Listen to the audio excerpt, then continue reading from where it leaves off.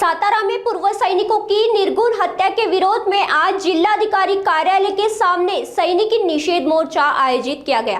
तालुका के खटाव के चिट्टी गांव के पूर्व सैनिक रंजीत निकम की धारदार शस्त्र से हत्या के विरोध में बड़ी संख्या में पूर्व सैनिक रेजिमेंट कैप, मेडल और सैनिकी पोशाक में मौजूद है। माहौल तनावपूर्ण है और प्रशासन ने कड़े पुलिस बंदोबस्त किए हैं।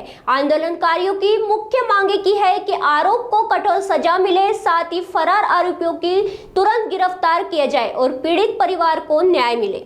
18 तारखेला ज्या 5 कायद्यांनी जे मारहाण केली पूर्व वैमानिकासाठी माझ्या भावावरती त्यांनी जे हे कार्य केले हे गलत केलेलं आहे आणि पाठीमागच्या पूर्व वैमानिकातून हे पण काही जातीय वगैरे दुश्मनी वगैरे नाही, काही गाव लेवलचंच प्रकरण होतं, हे काही घरगुती काही नव्हतं। आणि जर आपण सामाजिक कार्यासाठी जे आपण पुढाकार घेतो, ह्या पुढाकारासाठी जर हा निर्णय होत असेल तर हा पूर्ण गलत निर्णय आहे आणि ह्या निर्णयाला कोर्टाने जास्तीत जास्त सजा द्यावी ही माझी विनंती आहे आणि ही केस फास्ट ट्रॅक कोर्टावरती लवकरात लवकर द्यावी ही माझी विनंती आहे। आणि राहिलेला एक भरत शशिकांत पवार हा जो कैदी आहे त्याला तुर्तास लवकरात लवकर होते एवढी लवकरात लवकर त्याला कैद करावी आणि ह्या घटनेसाठी ज्यांनी पण सहाय्य केले, असं आउटसाइडने ज्यांनी बी कॉन्टॅक्ट करून हा कुठे आहे रणजित निकम, कुठं पोहोचला काय, ज्यांनी बी इन्क्वायरी केली त्यांच्यावरती सुद्धा सक्त गुन्हे दाखल झाला पाहिजे।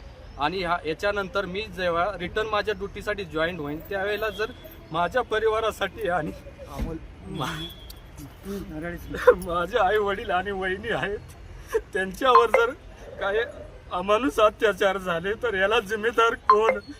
माझी सैनिक आणि सैनिक असताना जर डोळ्यात पाणी येत असेल सैनिकाच्या तर कोण जिम्मेदार आहे?